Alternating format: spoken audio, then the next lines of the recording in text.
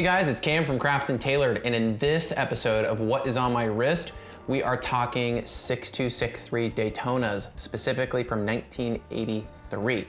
So it is no secret, we are huge fans of Daytonas here at Craft and Tailored, and what's really not to like about the Rolex 4-digit Daytonas?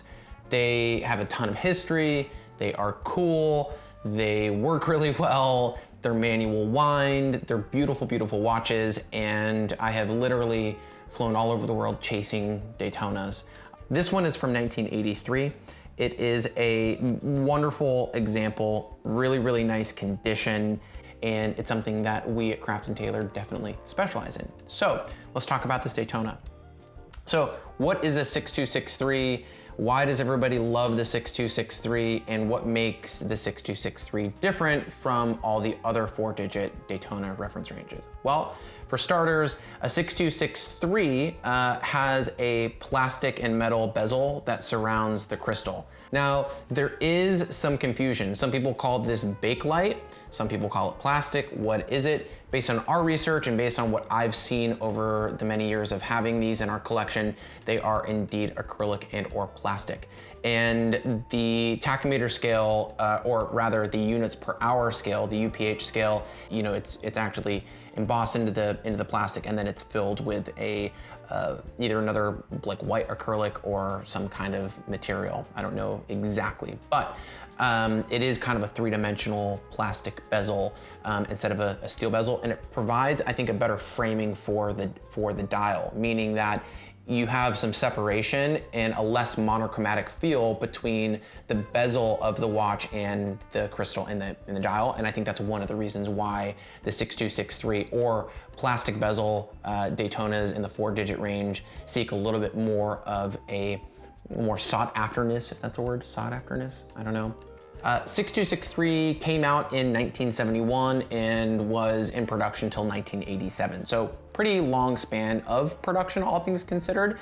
The 6263s use a caliber 727 movement, which is based on a Valjoux base caliber, and it uses a 700 series trip lock crown and also has these screw down pushers. So this was Rolex's first official move into a waterproof, fully waterproof screw down crown and pusher chronograph. This specific example is what we would call a white or silver dial reference. It's not really white. Paul Newman's are white, where the base portion of the dial is actually a white matte type of texture and feel. These are like a brushed silver type of look, but this is a silver 6263. The nickname for the 6263 in this series is called a Big Red or Big Red Daytona, and the reason for that is above the 6 o'clock sub-dial, you have Daytona that is larger. Cool thing about 4-digit Daytonas is they are manual wind. I really like manually wound chronographs. Speedmasters alike, I just think that they're super, super cool.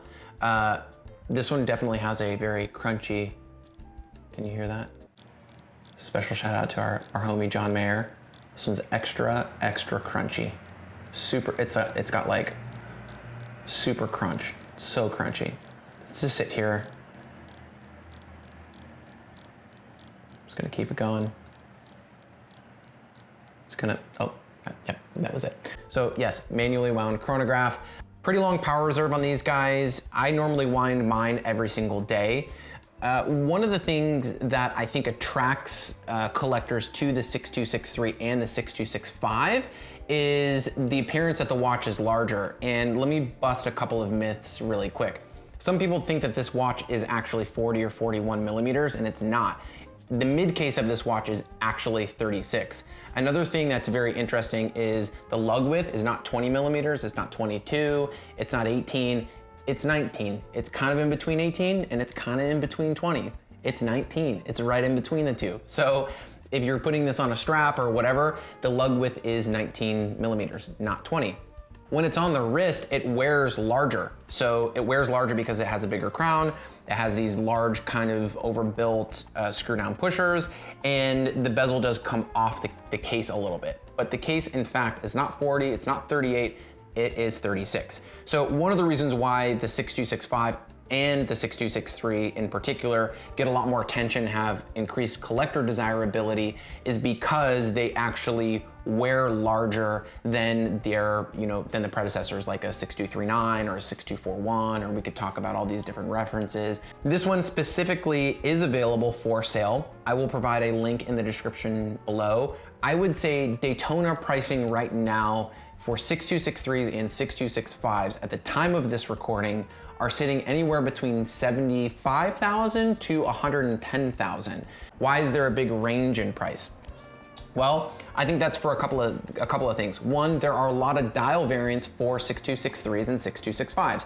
You have, ROC dials, you have little Daytona, you have big red, you have Sigma dial. There's a lot of different dial variants. I would say the most popular are the big red to the collectors.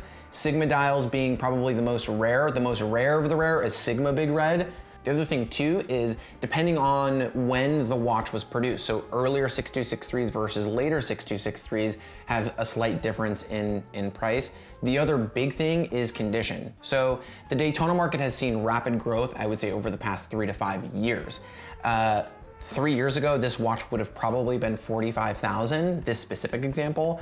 This watch is sitting in the $85,000 range.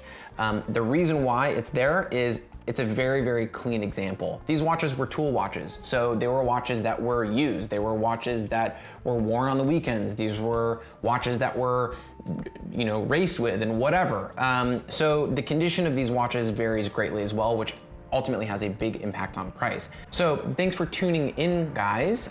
Appreciate all of the likes, the comments, the support.